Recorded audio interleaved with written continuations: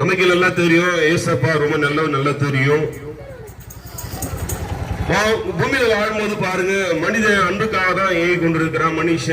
மனிதன் எல்லாருமே என் மேல யாருன்னா நல்லா அன்பு செலுத்துறவங்கள நேசிக்க மாட்டான்னு சொல்லி நம்ம எல்லாம் ஏங்கி கொண்டிருக்கிறோம். பாருங்க, அன்புக்கு யாரு ரொம்ப ஆழமான அன்பு, மாறாத அன்பு, உண்மையான அன்புன்னு சொன்னா நம்ம உண்டாக்கிற அப்பாவாகி இயேசுதாங்க. பாருங்க, நல்லா நம்ம குடும்ப வாழ்க்கையில வாழ்ந்திருக்கிறோம். மனிதன் பாருங்க, காசு இருந்தா பணம் இருந்தா தான் மனுஷன் நேசிப்பாங்க. உறவுங்க சொந்தங்கள்லாம் பணம் இல்ல ஒண்ணுமே இல்லைன்னா நேசிக்க மாட்டாங்க, என்னன்னு கூட கண்டுக்க மாட்டாங்க. ஆனா பணம் இல்லாம காசு இல்லாம ஒண்ணுமே இல்லைன்னா கூட நேசிக்கிற ஒரு தெய்வம் உண்டாடுறா இயேசுங்க. தெய்வத்தை அந்த மாலை வேலை உங்களுக்கு அறிவிக்கிறோம். பாருங்க, இயேசு எங்களை நேசித்தனாலதான் அந்த நாளை உயிரோடு வந்து ஏசாப்பின்னு சொல்றோம். ஏன் எப்படி நேசித்தான்னு சொன்னா, நான் செய்த பாவம் அக்கிரமத்தினால மண்ணுக்கு மண்ணு இப்ப போயிட்டு இருப்போம், மனுஷி போயிருப்போம். ஆனா ஏசப்பா எங்களுக்கு வாடு கொடுத்திருக்கிறாரு. எங்க பாவத்தை சாபத்தை மன்னிக்க முடியாது, ஏசப்பா ரத்தம் சிந்தி இருக்கிறாரு. அந்த அன்பை சொல்ல முடியாதுதான் அந்த மாலை வேலை வந்திருக்கிறீங்க. இந்த சத்தத்தை கேட்டு அன்பான உறவுகளை சொந்தங்களே, ஆண்டவராகி தெய்வம் வரப்போகிறார்.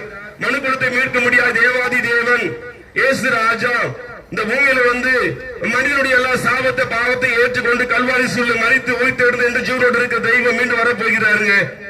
ஆண்டவராகி தெய்வம் இயேசு துடியாய் துடித்து தன் ஜீவனை கொடுத்தாருங்க. ஏதோ சாதாரண ஜீவனை கொடுக்கல, மனு கொடுத்துக்காங்க.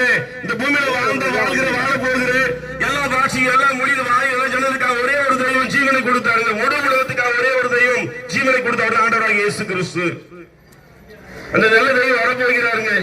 இயேசு வரப்போகிறார். ஏன் சத்தம் சொன்னா இயேசு வரப்போகிறார். எதற்கு இயேசு வரப்போகிறார்னா, யாரெல்லாம் இந்த பூமியில வாடும்போது ஆண்டவராகி தெய்வத்தை ஏற்றுக்கொண்டிருக்கிறோமோ, என் சாபத்துக்காக என் பாவத்துக்கு என் அருவருப்புக்காக என் இயேசு மரித்து சிலுவையில் அடிக்கப்பட்டு நொறுக்கப்பட்டு ரத்தம் சிந்தி எனக்காக மரித்து 3ஆம் நாள் உயிரோடு எழுந்தாண்டு யார் நம்புகிறோம் அவங்களை அழைத்து செல்ல முடியும். ஆண்டவராக இயேசு வரப்போகிறாருங்க.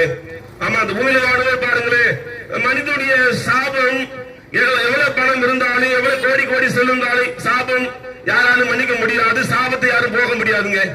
இந்த பரிசுத்த வேதம் சொல்றது, மனிதனுடைய சாபத்தை இயேசு சிலுவையில் ஏற்றுக்கொண்டாருங்க. இந்த முழு உலகத்துல வாழுகிற எல்லா மனிதனுடைய சாபத்தை ஆண்டவராகி தெய்வம் ஏற்றுக்கொண்டார். பாருங்க, அநேக உறவுகள் சொந்தங்களா இருக்கு. பாருங்க, அநேக குடும்பங்களே தொடர்ந்து சாபம் தலைமுறை தொடர்ந்து கொண்டே இருக்கு. அதுக்கு முடிவு இல்லாம குடும்பத்தை சாபம் இருந்து கொண்டே இருக்கும், அதுக்கு முடிவே இருக்கு. ஆனா சாபத்தை ஏற்றுக்கொள்ள முடியாது. ஆண்டவராகி இயேசு கிறிஸ்து எல்லாருக்கும் ஏற்றுக்கொண்டு சாபத்தை ஏற்றுக்கொண்டாருங்க. அப்படிதான் சொல்லப்பட்ட பரிசுத்த மனித செய்தி எல்லா சாபத்தை பாவத்தை அக்கிரமத்தை ஆண்டவராக இயேசு கிறிஸ்துவை ஏற்றுக்கொண்டாருங்க. அது எவ்வளவு பெரிய சாபம் இருந்தாலும் தலைமுறையாய் தொடர்ந்து